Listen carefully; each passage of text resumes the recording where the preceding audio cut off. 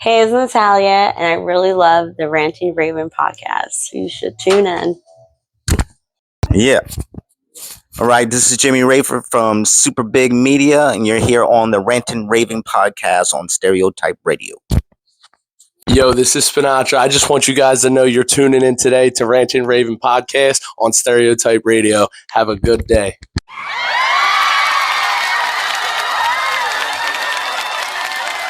Hey, what's up, y'all? It's your girl, Pink Lee. Welcome to the Ranting Raving Podcast. Today, I have a very, very, very, very special guest. Okay, I know I say very special guest, but you see all them varies I put on there? Yeah. Okay, so I have with me today the one and only... Robert G. Robert G. And if you don't know, you better ask somebody, okay?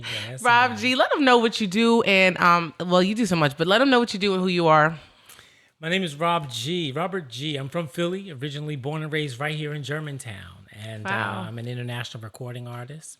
I am an entertainer. I do theater, musical theater, straight theater, just acting. I lived in LA for quite a long time. And now I live in London. So I'm home taking care of some visa business.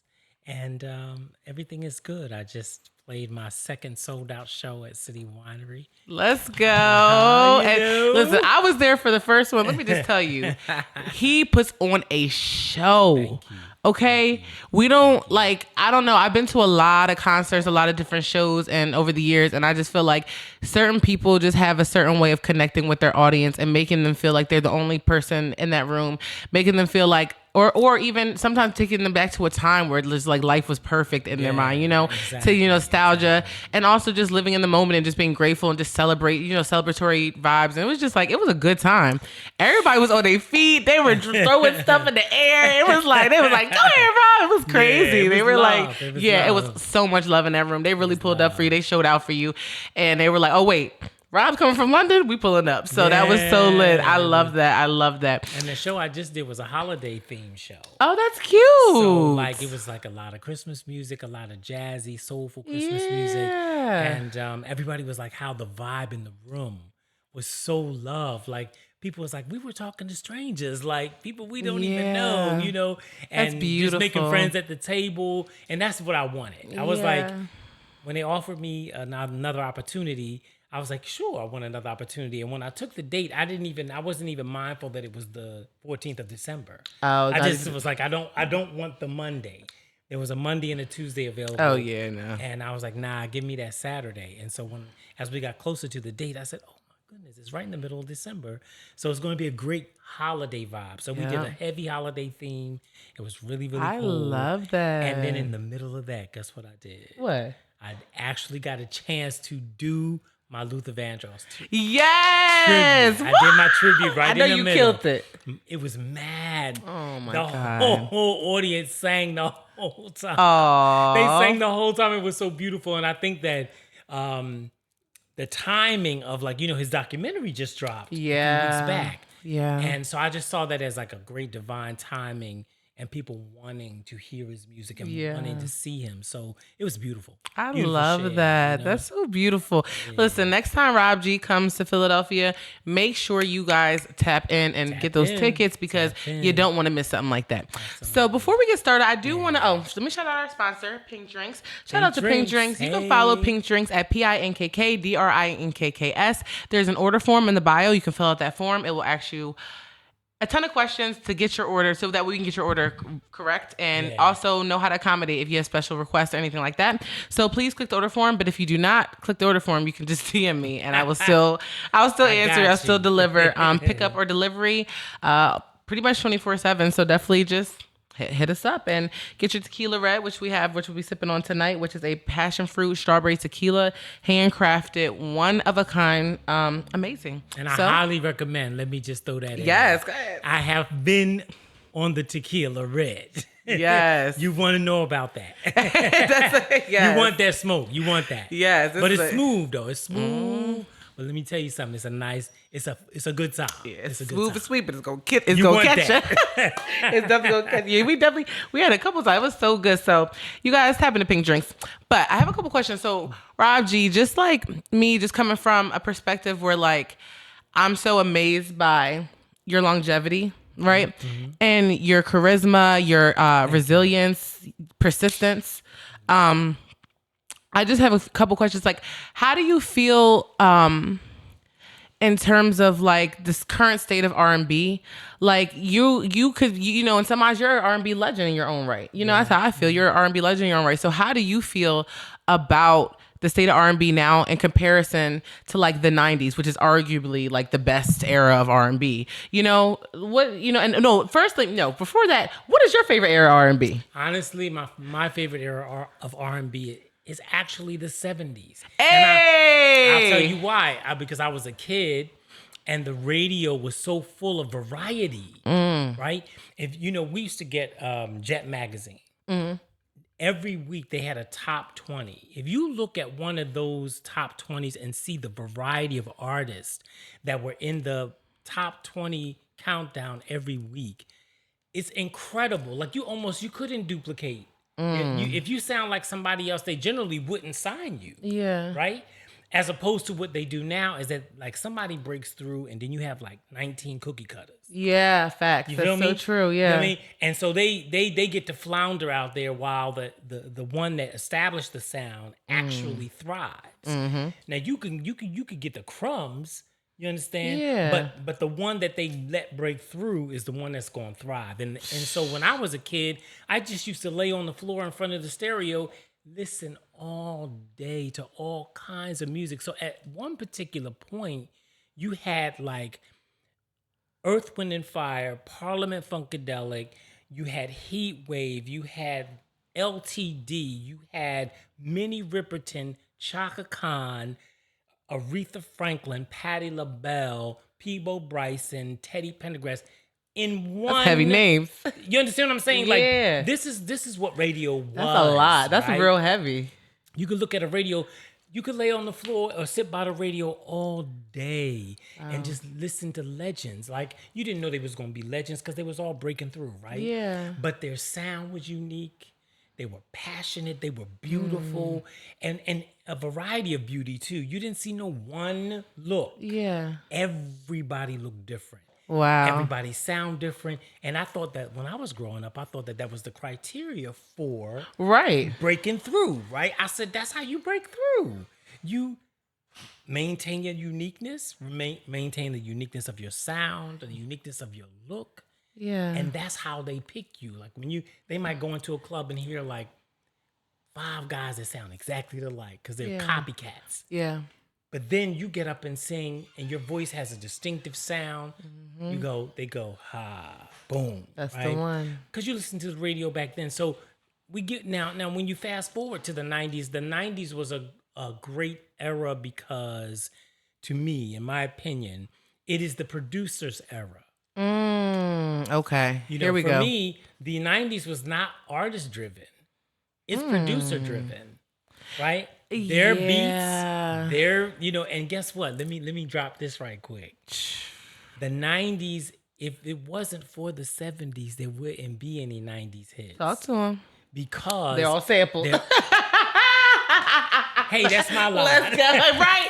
No, I couldn't even. Saying, you know what? It's so crazy. You are really breaking. I want everybody who's tuning in right now, like, stop doing whatever else were you doing and tap in because he's really, really schooling us to something right now. Yep. You're talking. So let me just catch y'all up. You just really broke down how you literally just said, hey, they used to look for people that stand out, but y'all done made us try to be like everybody else. So now everybody just want to be the same. So now they choose everybody who's the same. Exactly. Literally. And that's disgusting because it used to be authenticity, individualism, showing, who you are. Like all those people I just mentioned were on the radio. At the same time. That's crazy. That is so crazy. And Chaka Khan, she was breaking through as a solo artist then, really, because she was with Rufus before. So that's like all the way up until I think 75. Yeah, she was like 16 or 17, and she took it on her own. So she was really breaking out on her own, but she was also breaking out from like a perspective of like being in a group and a solo artist. Absolutely, and it was also you had cats like Jeffrey Osborne that came out of LTD, right? So he was the drummer for LTD, and then he broke out but he was the singer, but he was a singing drummer. Then he broke out as the solo artist as Jeffrey Osborne that we know. That's but he was in crazy. LTD. Lionel Richie was in the Commodores. Oh yeah, I forgot he was in Commodore. Yeah. Lionel Richie's he made such a name for himself. You forget, just like Shaka Khan, you forget these people were even in Exactly. groups. But let me tell you something. That was such a beautiful for all of them. For Chaka, for Jeffrey Osborne, for who else do I named? Lionel Richie. They had the most amazing incubators, right? When you're in a group, you're being groomed. You're being trained. Yeah. To step forward. They was in those groups for years. Yeah. Yeah. As youngsters, right? Yeah. Being trained. Yeah. That was the best ground. Like, that's what we had to do in Philly. Like, we had tons of clubs to play in Philly when we was youngsters to hone our craft. So I have a quick question too. I just want to segue into this quickly. One thing that I noticed about all these people, I feel like they all grew up in the church. Do you ever like a lot of people? I don't know a lot of people, but I always have this saying, like people, and it's been talked about. People who didn't grow up in the church singing, they don't have that soul. They don't have that passion behind it. They don't have that. There's certain runs they can't even touch. Like, it's certain things they can't do because they didn't grow up singing in the church. And I feel like all the artists that we just were talking about, all of those heavy hitters, they all grew up singing in the church. And there's a different standard there. Do you believe in that concept, or? It is a known fact. Like, it's a fact. You heard of. It's a fact, right? And the thing is, like, for instance, my family, we started off in the Catholic Church, right? So we started off singing almost classically, hymns and things of that nature. And then around, I think I want to say for me, I'm the youngest of 6. Oh, wow. We all went to Catholic school.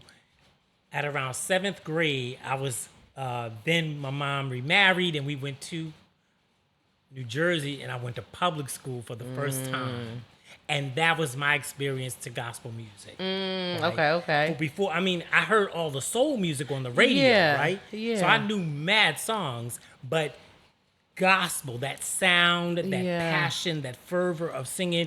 When I started singing with the gospel choir, and then I started attending Baptist churches, Pentecostal churches, that's when I started to hear kids like they were mad. We were just babies. Yeah. And they sang like grown men and women. Oh my God. Just riffing it out. They had range, power, and then what they call the anointing, like they would just go head on in. Yeah. So as I got older, like around 20, 21, then I found myself in the Pentecostal church. And it definitely made a difference in my delivery. My voice was always powerful because I sang along with everything that came on the radio. You grew up listening to the 70s songs. I know you listen. You were training yourself without even knowing. Without even knowing it, right? Without even knowing it.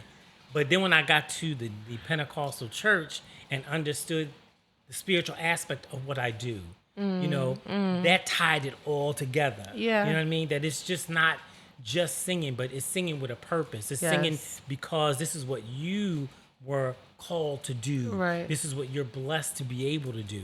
So that changed everything in terms of my delivery and passion for it. You know what I mean? Yeah. I knew I just wasn't just some singer. Yeah. I knew that I was singing with a purpose. So the church is definitely the stomping ground of most of the dynamic voices that we have as legends. Yeah, and I love that you broke it down that way, because that is more you just gave a little bit more insight than I think most people do when they have this conversation. But I think it's an important conversation to have because it speaks on, again, back to the original question. I keep asking all these questions, but the state of R&B question. I'm just intrigued by your mind, and just like I said, like your longevity and just everything.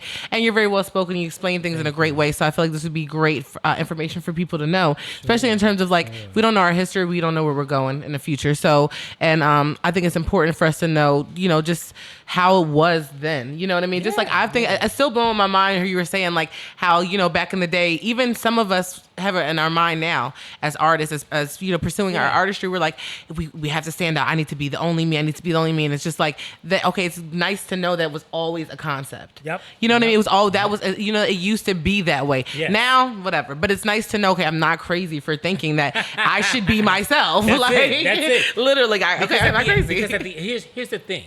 At the end of the day, you are the one that's going to be standing center stage, right? So if you don't have a sense of self and you're standing center stage, you're dead in the water. Yeah. You understand what I'm saying? Yeah. And you don't have the passion that it takes to endure. You know, one of the things that has helped me endure all of these years is simply that I'm number one, I know it's a purpose. I know it's my purpose. And I know that this gift wasn't just given to me to just hide it under a rock or hold on to it or whatever. Yeah. You know, music is powerful. It's powerful. It can uplift. It can bow you down. It can heal you. It can curse you. It's a lot. You listen, sound vibration, and that's a whole that's a whole get deep. down. But sound, we are the people of sound. Yeah. We are those people. We are the people of the drum. From the, That's the crazy. first musical instrument, we are those people. Wow. So it is innate in us to even in our speech, we're very melodic. Yeah. You know what I mean? There's a certain timbre that we all respond to. Yeah. You understand? Even what I'm in the walk, everything. Everything, Style, right? just the culture, right? Everything. So yeah, you have to have a strong sense of self, because if you're coming into the business, they got a idea for you. They got ideas. You know what I'm saying? But most of the time, it veers so left of who you really are, who and what you really are. And you got to try to hold on to, you need a check. You need the bag. You need to get, you need your life in order. But the less of you that appears, it just gets bad for you. It's just not good, right? The more you subtract out of the equation, you wonder why like a lot of artists turn to drugs and medication. We're going to call it medication, because it's street pharmacy, or it's this pharmacy on the street. Hello. It's either the street pharmacy or the pharmacy down the street. Uh-huh. You get it from somewhere. You feel me? Pick one. You getting it from somewhere, right? So we not judging nobody. Nobody's getting judged. Nope. We all medicate in some kind of way. That's absolutely But some true. people heavily medicate in the business. And you wonder, why? Why? They got everything. On appearance, they got it all. They got the bag, they got the house, they got they flying in private jets. It look like every whim, they got everything, but they stay medicated. Why is that? Because you see, most of their self is disappearing. One of the prime examples. See, when I was a kid, Michael Jackson was brown. When I was a child. And to actually witness in my lifetime, to witness him disappear right before our eyes. And then in the end, you find out that he was heavily medicated. Yeah. Constantly. And then that one time when it just didn't go right, it was over, right? So you think to yourself, come on, the king of pop, he got everything, and he's a multi-billion-dollar situation. He's legacy, right? That legacy money is forever. Yeah. And you say to yourself, but why? The more you disappear, the more you're in trouble, because you start feeling insecure. You can't get your footing. You're weak. So anything that comes along is going to blow you down. Exactly. And that's how it is. You guys, we are getting into some intense conversations. Listen, I'm so excited. I'm like, oh my God. I'm just really hyped, low key. I'm sorry, y'all. We're going to take a quick break. When we get back, we're going to get into some wild cards. Yeah. We're going to get into some pick a struggle. Yeah. We're going to get into some more Rob G. So you guys stay locked in, because once you locked in, ain't no switching up. We'll be right back. We'll be right back.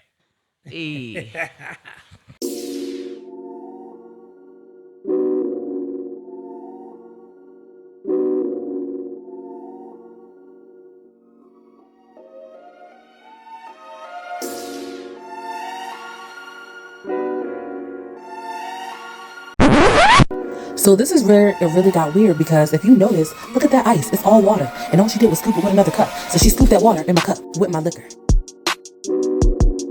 So Polo G said just now, he said it's time to do a turn up song because His sound is slow.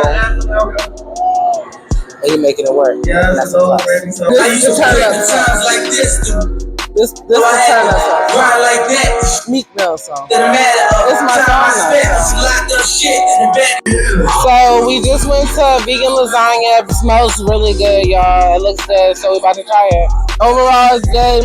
I had a little ricotta in there. The sauce is good. And I believe they use like a walnut mushroom mix. That's what it's giving because I use that sometimes. So I like it. In hopes of providing an awesome review, we decided to try the firecracker chicken sandwich as well. Like 2 out of 10, 1 out of 10. The pickles were good. I don't know, like it wasn't giving at all.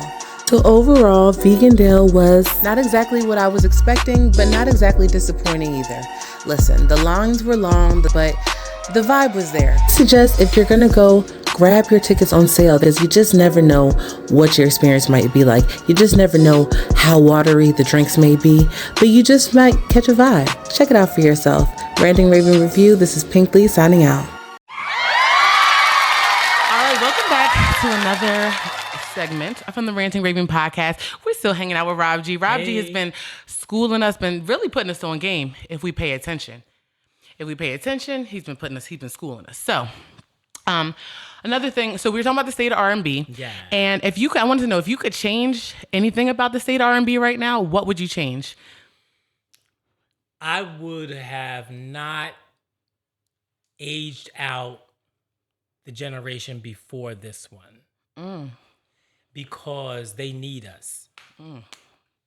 And when they took us out of the game, then like I got a chance to see Luther Vandross. I got a chance to see. That's an experience. Yeah, I got a chance to see these greats. Yeah. At the top of their game.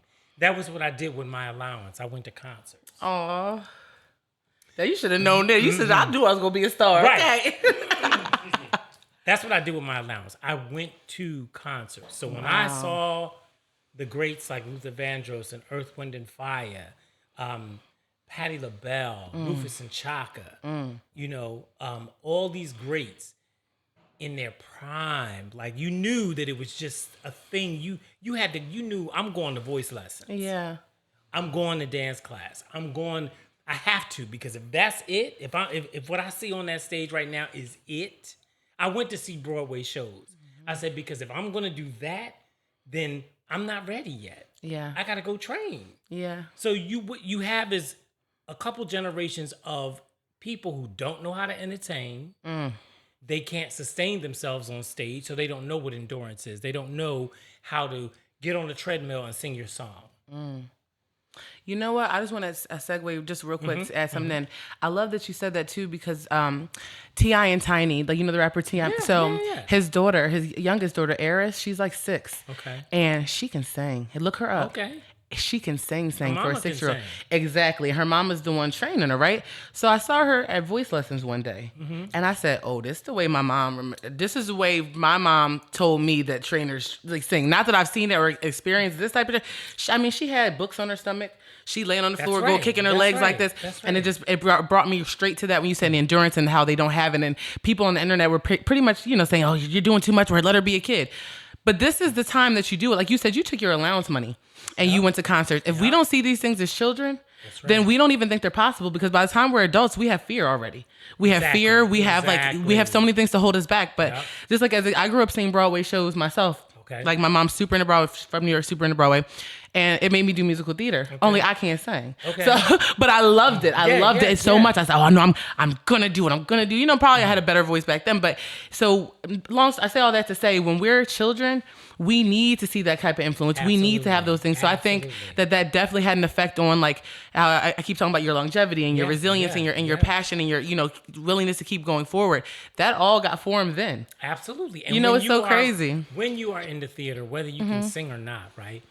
When they teach you how to take the stage, you got to know how to take up space on stage. Yeah, the stage is huge. Move around. Yeah, it's huge, right? Yeah. But even if you're standing in a pin light, your presence, that sense of self. Even if you're standing in a pin light, remember how Whitney used to stand center stage with the microphone? Yes, and she was a giant. Right? Yes, but you knew that if you ever saw her in person, she was a petite. Yes, right. But when she stood on that stage, she was a giant. Yes. A master at that also is Stephanie Mills.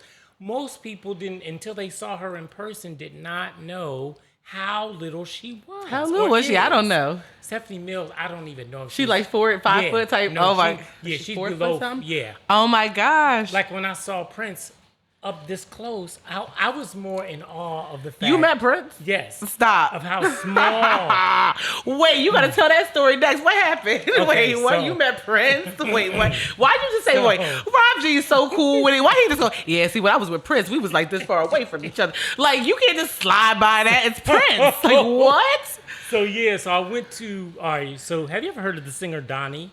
Donnie. Okay, so y'all look up this singer. His name is Donnie. He goes by one name. His album was called The Colored Section.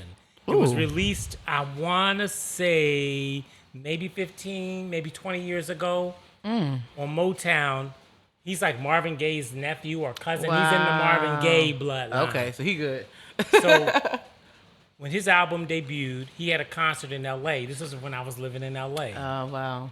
And so some publicist invited me, gave me tickets. I was in the VIP, and just he was about to come on stage. So I'm in the VIP chilling, and so in my peripheral, I could see someone had walked up next to me, and so I ain't make nothing of it. It's just a body. I don't. You know what I mean?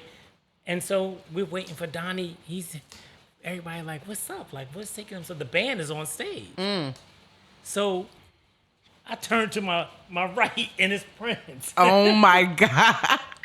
And the coolest thing was, this was a moment when just he and I were there before the rest of the people got in that little box above the stage. It was just he and I. And I turned around. He looked at me. I looked at him. He was like, we gave each other the proverbial what's up, right? And I was like, Oh my God. so I'm standing there, and I'm looking at this tiny individual. I could not believe it. Wow. Because he's a giant Yes. on that stage. Yeah. He's a giant. But that's just a sense of standing in your light. Knowing who you are, like knowing that essence of self, that self-knowledge Yes. that we talked about at the top of the show. Have a sense of who am I? All right, yeah, I'm going to sing your song, but I'm singing this song. Yes. Right? I'm singing it.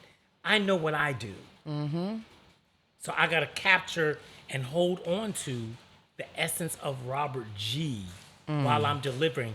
Like, even when I did this Luther Vandross tribute in my Christmas show last weekend, it's me doing it. Yeah. Your way. It's me doing it, right? Yeah. Now, I'm paying homage to a great voice, and we have many similarities in our timbre. Yeah, for sure. Cool. But at no time was I trying to imitate him or mock him. Or, you understand? It was an honor to sing those great songs and to have a full house of people just singing along with you. It was all love. Yeah. People came up, some of the things people said to me afterwards just blew my mind. Like, that they were like, you know what, you made me really miss him. You know? Yeah. Or I'm a Luther Vandross fan and I don't even play about him. Like, but you really brought it. You brought it to us, and we appreciate. I was just like, yo, that was my job. Yeah. You understand? But it was me doing me. Yeah. Right? Yeah. So it's all about that essence of self.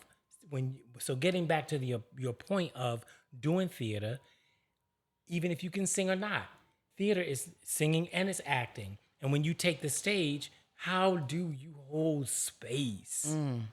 You understand? How do you take up space on that stage? Man, That's what it's all about. You just got real deep, because now I'm thinking like just paralleling it to life. Like, how do you take up space? Absolutely. How do you stand on life stage? Like, that can get real deep. You start thinking about that. Wow. Sorry. Don't want to cry. Listen, that's a real Don't thing. want to cry today. Y'all not going to do it to me. You're not going to do it. But that was super. If you guys listen, it's a lot of parallels that can be taken back and forth. Just listen. All the world is a stage, sis. It is. It really, really is. That's a real thing. It really is. And let it resonate. Always let it resonate. And if it makes you cry, cry. Because it pings. When it resonates, let it resonate. Don't push that away if you don't have to. Yeah. You know what I'm saying? Like, I told them when I was on stage Saturday night, I was like, I looked out in that audience, and my aunt, The matriarch of our family is 94. She was there? She was in the Oh building, my right? gosh. That's on my dad's side. On my mom's side, the other matriarch was there, 84. Wow. And they in the building. And I looked out and saw their faces. I love that. When I saw their faces, man, it almost tore me up. Yeah. And I was like, they was like, it's all right. people, it's like, it's all right, it's all right. You know what I mean? And I was like, yo, here's what I'm glad about. That I feel. You understand? Yeah. That things affect me. Yeah. That I'm not moving through the world dead on the inside. Yeah. I'm alive. Yeah, because so many people like that, just numb themselves up, right? Or just push it away. Yeah. You know what I mean? Something's bring you to tears. Experience that moment. Take that in.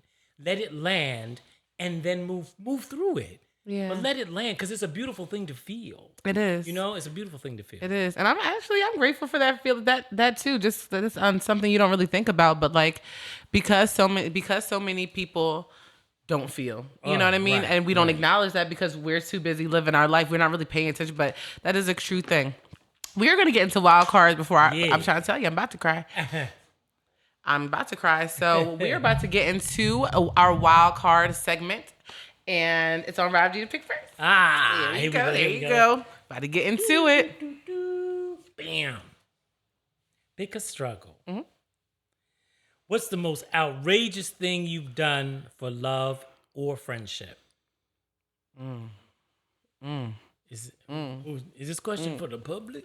No, it's for you funny. I was like, no, it's for us. Let me take a sweet. It could even be like a friend or like, you know what I mean? I feel like we both answer. I'll say mine first. One of mine is like, I feel like one time my friend was in an abusive relationship, and just like going through that with her, there was probably outrageous that I would have never done. I'm not doing this. Staying up with you all night, night after, just certain things. And it's just like, yeah, I did that.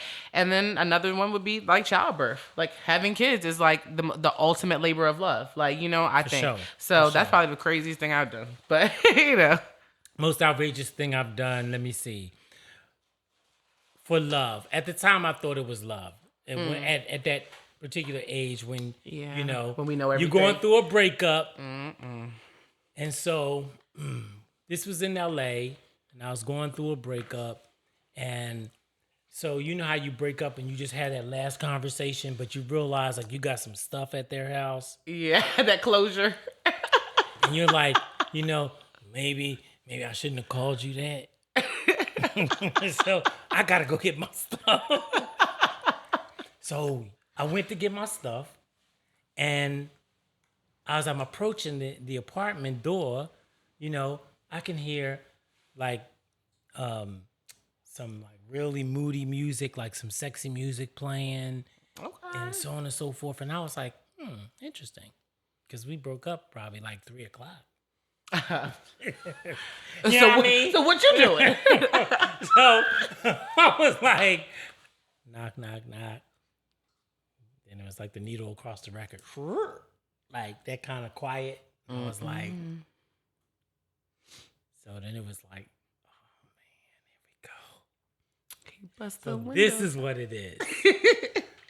So the most outrageous thing I did, like I actually wound up like kicking that door in.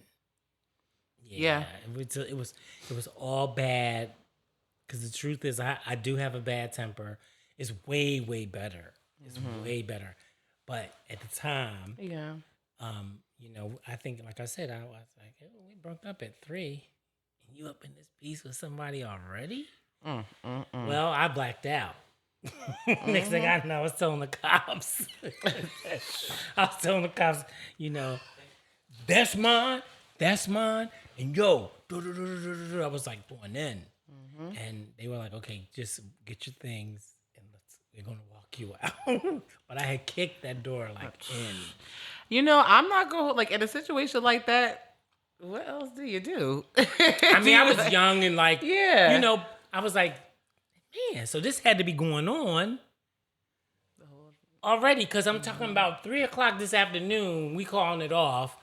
I'm spinning through here to just be like, let me just gather these things up and get out of here. Wow. And it's an episode going on? Like, you swinging an episode in this joint? Oh, we got problems. And then that was it. Rob G is wild. You crazy? I was gonna say I said some more. He said he started waving the fofo. Say that.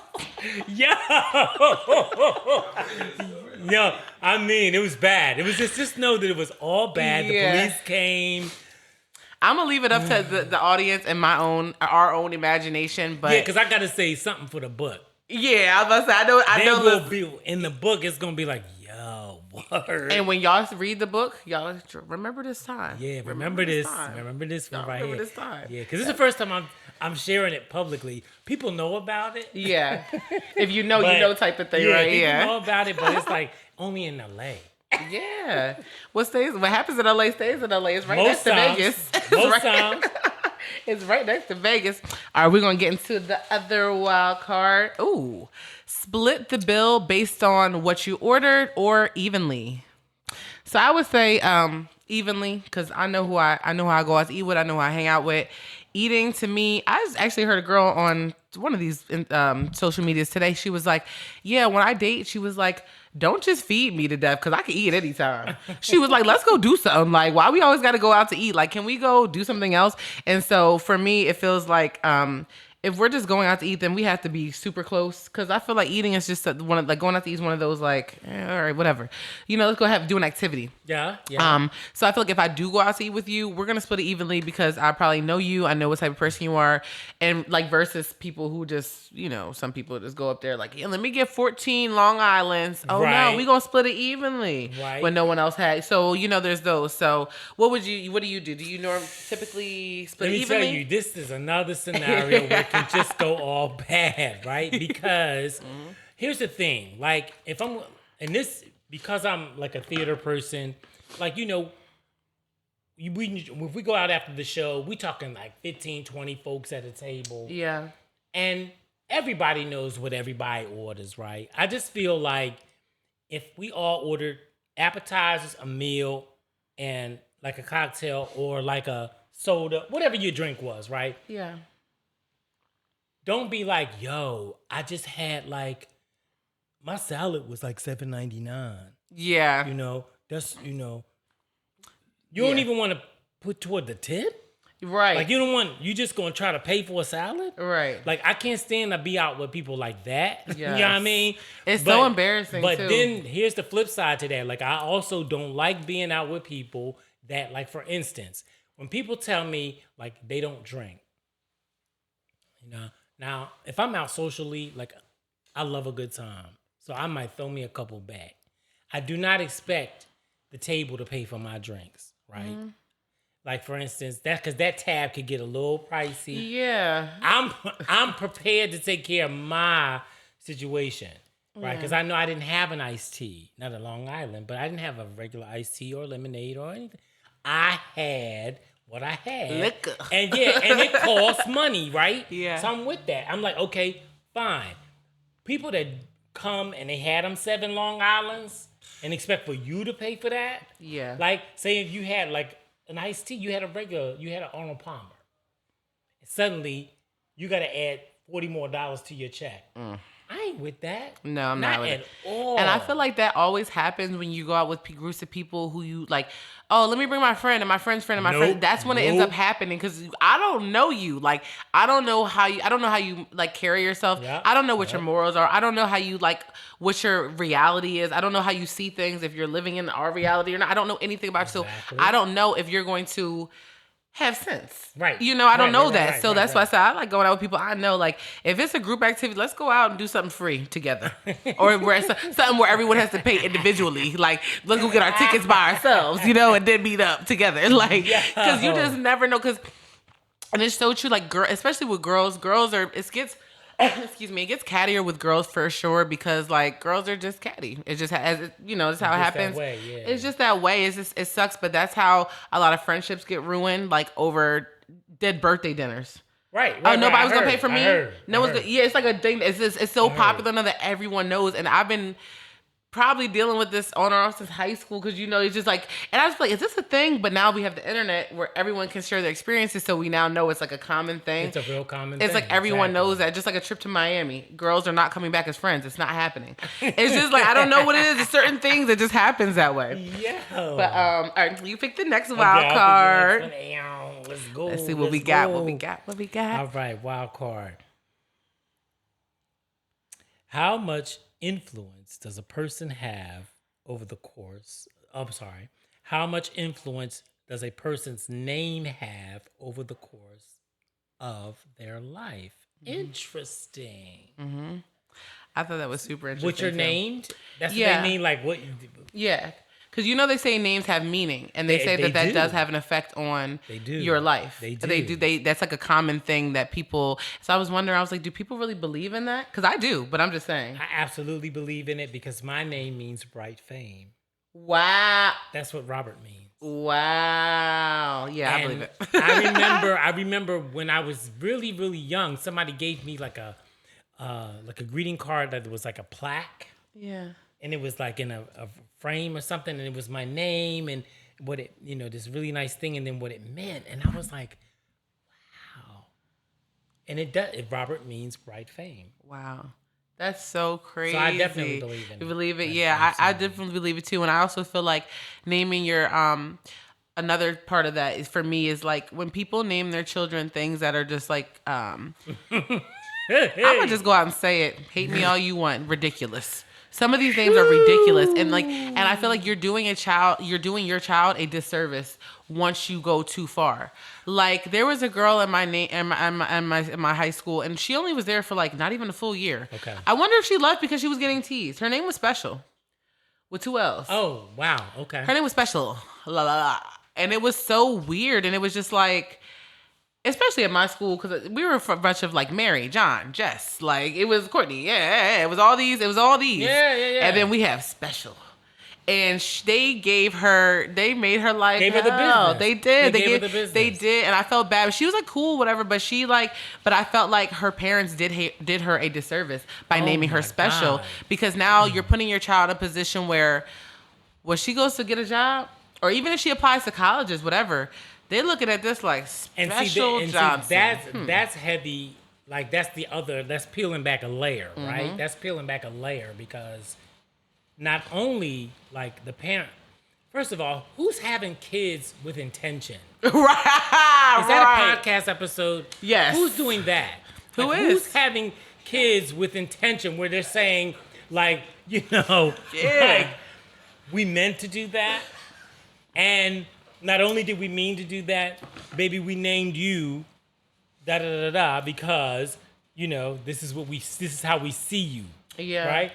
So, okay, so the child, babe, I'm pregnant. Okay, cool. We're going to do this thing. Great, we're going to do it.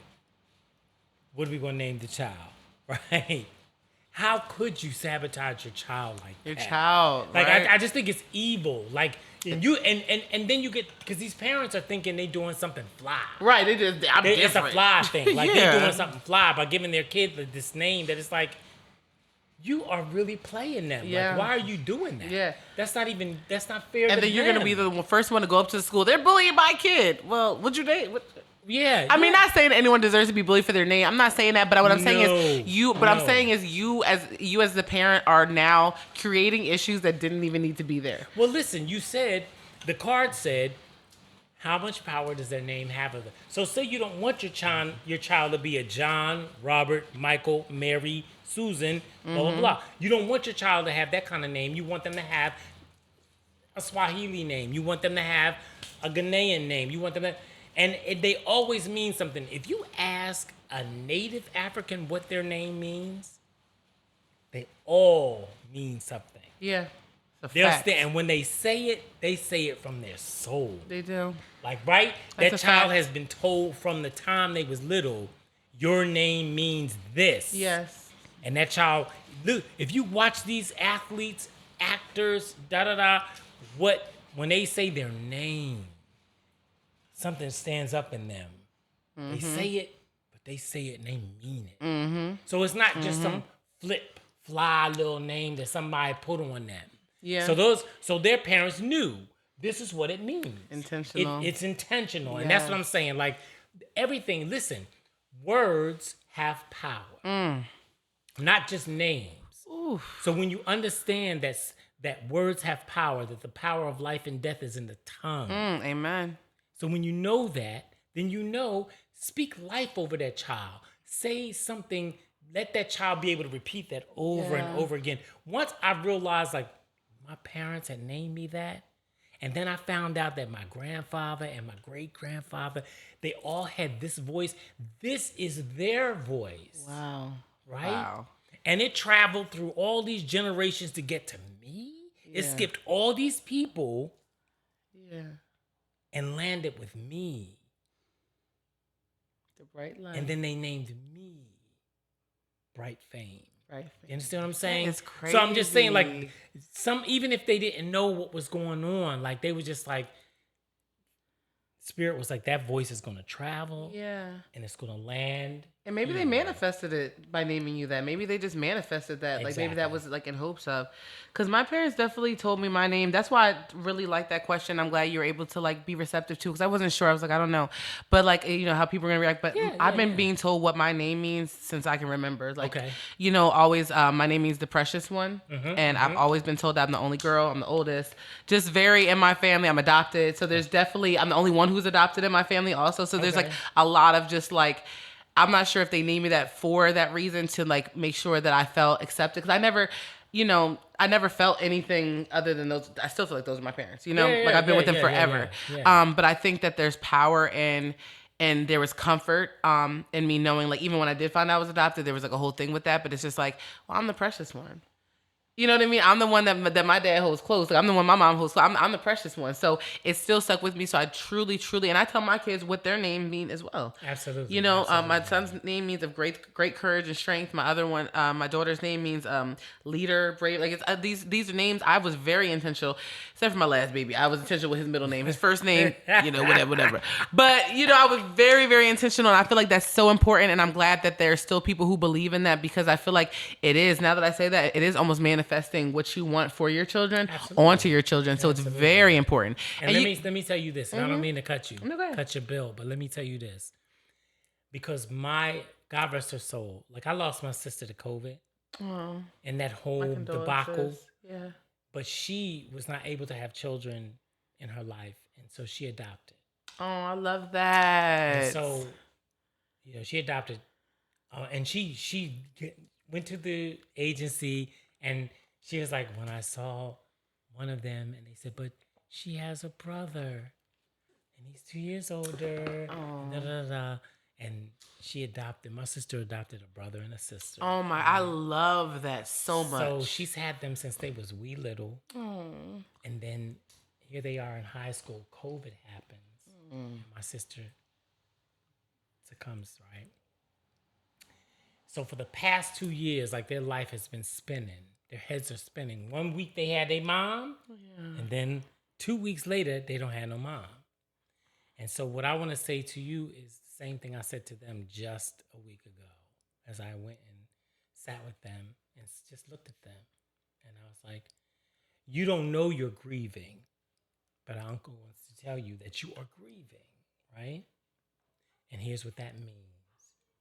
And this is why you're not taking care of yourself, and so on and so forth.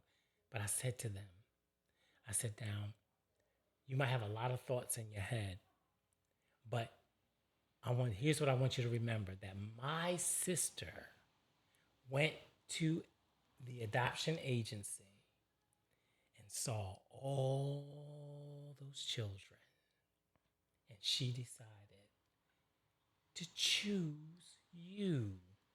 So not only are you precious, but you're chosen. Wow. You were determined to make me cry. Like, why is he trying to... Understand what I'm saying? So, oh my God. So that's the thing. Not only that, but you're chosen. Wow. That is deep. I told them, don't ever forget that. Because now they're alone. They're tripping. You know, they're at that age where it's like, oh, what's going to happen? I was going to college. I was going to do this. I was going to do that. Now mom is gone. I don't know. Hey. Come on. Just remember, someone chose you and carried you all the way up to this point. You got everything you need, right? So I'm going to give that to you. Not only are you the precious one, but you're the chosen precious one. Because they went somewhere to I don't know what agency or what situation you manifested in, but they chose you. And that's the thing. So that don't ever forget that. Never. Don't ever forget that. Never. That means a lot. That just shook me up, y'all.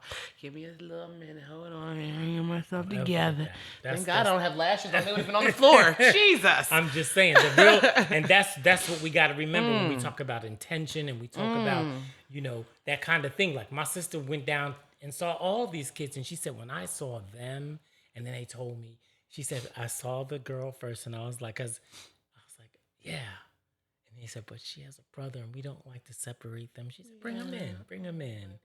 And she said, I saw them, and I said, I can't separate them. They got, But I'm just saying, someone has to make a choice, So that's what I try and impart to children who have been adopted, And then we all go through the phase of, thinking to ourselves,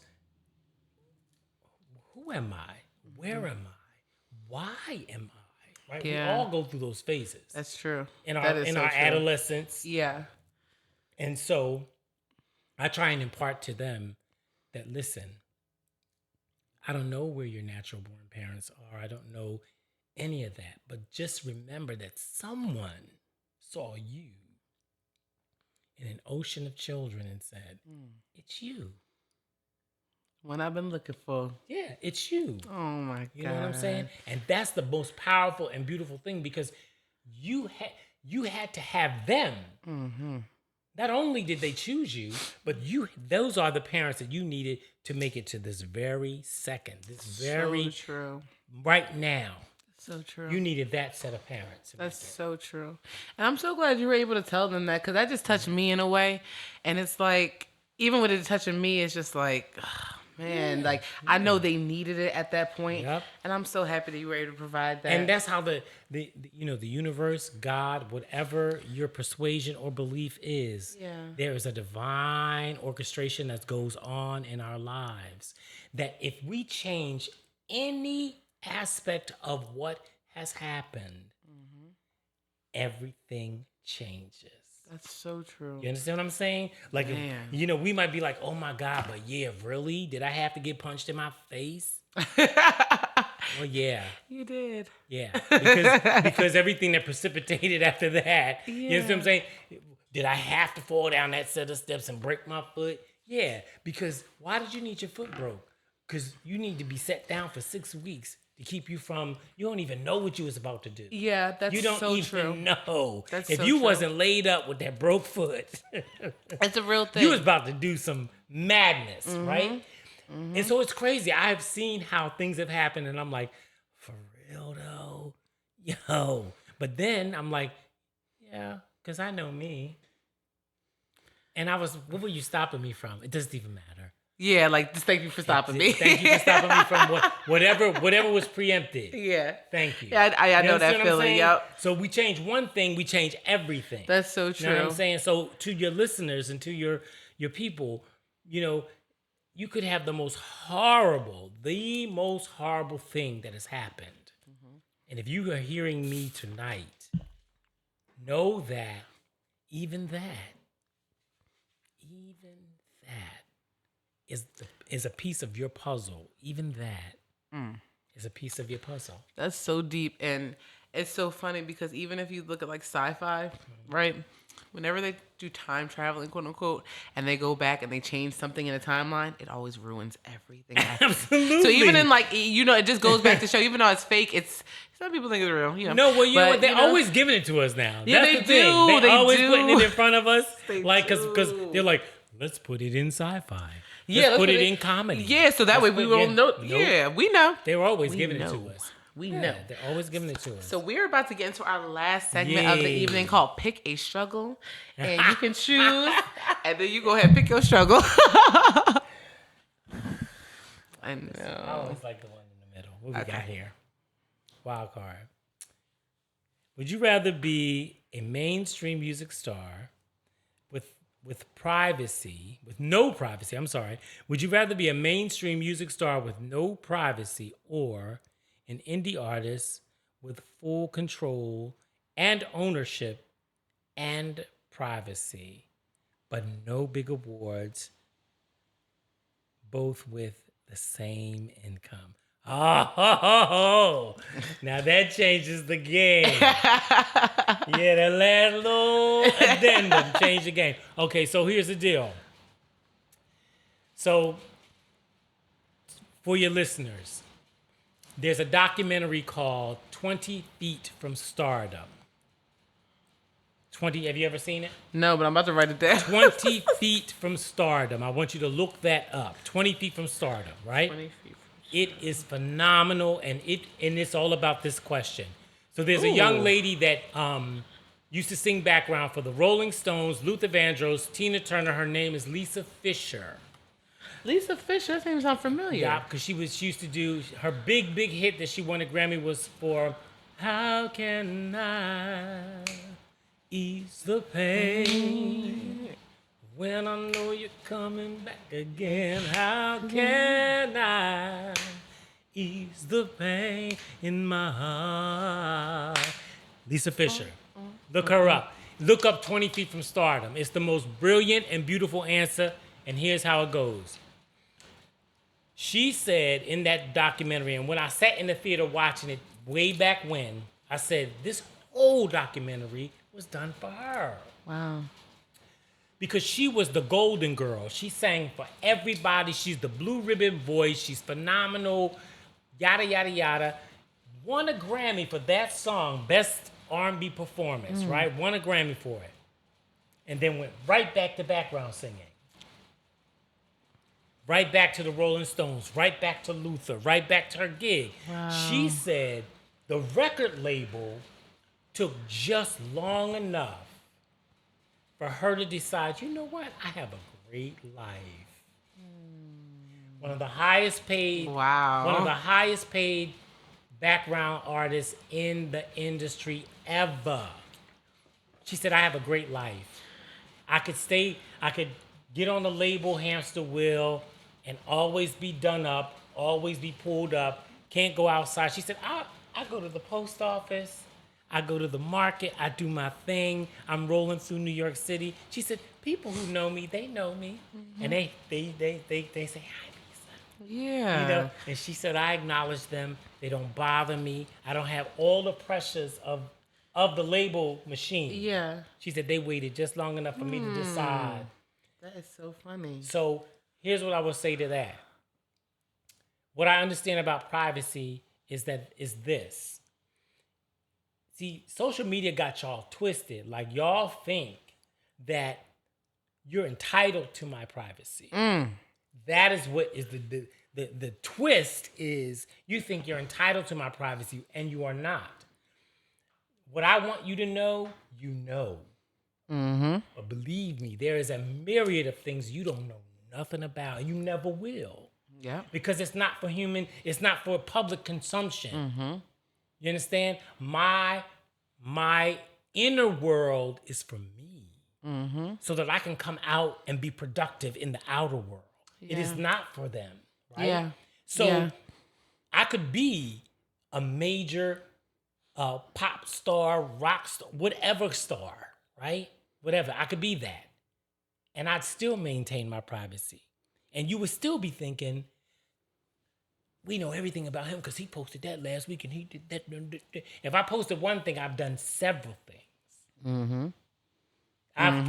If I post two things, I've done 20 things that you didn't see. And you never will. It's not for you. Right? I'm going to give you what I want to give you.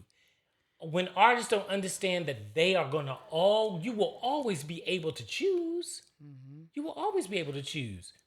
Do I want you to know about my vacation in Nice? Do I want you to know about my vacation in Italy? I feel like, you know what? It's like nowadays too, there's like pressure for artists to like not have any discretion about like what's exposed and what's not. Like I feel like it's like almost pressure because so many artists are feeling like just in today's society, like even myself, sometimes I feel like, oh, I don't show enough behind the scenes or I don't show enough live. I don't go live enough. And it's like, maybe I don't, maybe that could help. But I also feel like there's pressure from artists to feel like we need to see their day to day. And so because we do have the artists who show us, who choose to show us, Right. we feel entitled, like you said, to the privacy of others who don't choose to show us. Like we can see, I don't know, I don't know all these new artists. I don't know a lot, but I know all these new artists, but some of the new artists, they show the day to day, right? And then you got someone like Beyonce, you know, a legend, a star, a class, who does not show you anything. You don't know anything you don't want to know. And look how that's working out for her. Right. Because she Beyonce lives her life. was groomed by people from another era. Yes. She was not groomed by these Johnny come latelys that's like, listen, I don't feel like doing my job, so you do it. Yeah. Right? Yeah. I don't feel like following you around with no camera. Just turn on your cell phone. Get Yeah. out of my face. No, I'm not doing none of that. I believe in mystery. I don't see nobody before the show. When you come, I'm in the dressing room. If I happen to run into you, lucky on you. Mm-hmm. I'm in that dressing room. Nobody comes back there because there is a mystique about the curtain. Yeah. There's a mystique about backstage. Yeah. There's a mystique about this business that the internet and social media has ruined. Yes. And then you have somebody who has only been in their garage, has never. I was on the stage at the Academy of Music at 15 years old. Talk heavy. You've been in your garage, and you talking to me crazy? Like, don't do that. You talking Don't to me do crazy? it. You see what I'm saying? Like, this is what social media has done. Yes. Like the years of training and expertise and learning the craft, honing the craft, being taught by the best of the best, right? And then you have somebody who's sitting in their bathroom singing a song, talking to you crazy. It's like, yo, this is why this is the downside of it. That's the downside of it is that. No respect either. That's the downside of it, right? But you will always have the opportunity to choose. I love being an indie artist. I love my autonomy. I love the fact that I've written everything, co-written. I love the fact that I own my masters. Didn't you background sing for Tevin Campbell? For Tevin, Vesta, What? Tina Marie. Run them down. Lucen. I'm just saying, like, as Tina Marie? like Kashif, like major What? artists in R&B That is huge. you know, gave me love and gave You've been me around vim. that, like, oh my gosh, just like learn. That's what I'm saying. You stand out because you've learned. Like, you didn't just like be around. You learned. You took in. You soaked up like a sponge, and now you're able to tell just a younger artist like me, or just whoever, like just like spreading the word, and just like people have to acknowledge and respect that too. And that humble work. yourself. Like when I was in their environments, humble, Right. learning. Yeah. They got the years. They got the accolades. Their name is on the marquee. Yeah. I'm a background artist. I'm here to learn, Yeah. chill, and support. Yeah.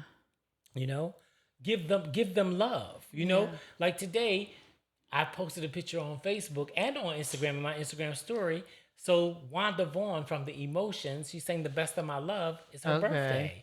Now that's my LA family. Happy birthday, Wanda. Yeah, that's my LA family. Ain't my Wanda Vaughn. That's my LA fam. Like Chicago's finest, right? Them ladies is crazy. But I love them. And I had the opportunity to work with them in LA. And it was just like, you just humble yourself and understand that these are living legends. They have the years, the experience.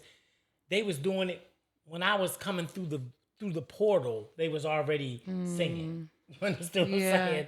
So come on, like humble yourself and take what's there for you. Yeah. Whatever environment you're blessed to be in, there is something in that environment for you. So true. You understand? So take true. that and take it in, and take what's for you, and then discard the rest. Because everything may not be for you, But what is for you, you take and discard the rest. And what's for you will not miss you either. So if it's coming for you and you feel like it's for you, take it before it goes away because it's not going to miss you unless you miss it. Let it land. So I'm trying to Rob G, listen, thank you so much for coming. Thank you for having me. The next time you are in Philadelphia, I will glue you to this couch. Yes, I'm excited. I can sit here for hours and talk. I promise you. Thank oh you. my God. It's a blessing to be here, man. I'm like, thank you so much for coming. You guys, first, leave the people with something. If anything you have coming up, anything you want them to know, whether it be in London, here, wherever, because we're worldwide. So let them know about anything you have coming up and going on. Well, you know what? I just did like an amazing show at the City Winery, my second sold out show there. And that's big because City Winery, sometimes those shows be empty. I'm not going to hold you. A lot of times they be empty. Yeah. So when you sell them out like that, that means that you...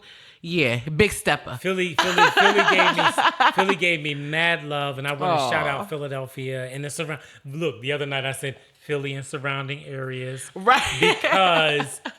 Because people came up from Delaware, from Maryland, from Baltimore, from Virginia. The DMV showed up like they love you, right? Yeah, you know what I mean. And so I want to give them props and respect for coming up, taking the drive, and just putting it down for me. And when I was in the audience, they weren't just sitting there. That's like right. I said, they was like involved in the show. Like you would have thought we was at church. Somebody got slayed in the spirit. Like he wasn't even singing gospel. I'm like, wait, he's singing a love song. Right. How y'all get slayed in the spirit? Like so it was pretty awesome. Yes. But what do I have new things coming in the new year. Yes. A new EP coming. Ooh, I'm excited. A new EP for spring.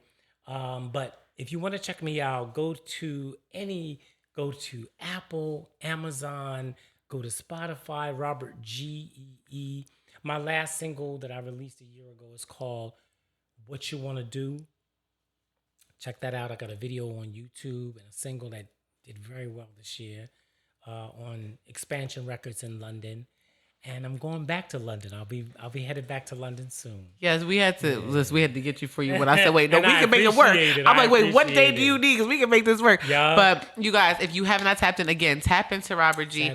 Make sure you follow him on Instagram. Make sure you see. I am Robert G on Instagram. I am Robert G.E.E. on Instagram. Make sure you tap in because Robert does post regularly. So you're going to be, you're going to have something. He keep you updated. And the next time he is in Philadelphia, he will either be on his couch or wherever he is. I will be there with my mobile mics because y'all know I will have my mobile mics. I will pull up on him because I'm trying to tell you, it's an enjoyable person to be around. It's a lovely person in general. Likewise. And just also just so much knowledge, a well of knowledge, but also not gatekeeping the knowledge because we have some people who like to gatekeep knowledge and not share. And I feel like it's so like, it's important, but it's also like, if we don't share the knowledge, then we have a worse generation after us than we have now. You know what I mean? And it just gets worse and worse and worse and until we have like degenerates. And we don't want that. So we just want to make sure that we are. And also we need to give people their flowers. Like this episode was giving Robert G his flowers. We need to give people who really made a way for us their flowers. Like you just heard him. He was background singing. He's been on his own solo and he's still selling out shows to this day. Yep. What? Yep. And that's what you have to endure. Oh, I love that. You endure. But the race isn't given to the swift or the strong, but to the one that endures to the finish. And on that note, we gonna end out because I'm about to cry again. So we'll see you guys next week. Make sure you subscribe to Stereotype Radio on YouTube. Make sure you subscribe to and make sure you're following High Pink Lee. Make sure you're following the Ranting Raving Podcast. And make sure you're following Stereotype Radio on Instagram to stay posted to our clips, new episodes, things of that nature. So we will see you guys next week. And make sure you guys stay locked in because once you're locked in, ain't no switching up. See ya. Yeah, man. That was a good one.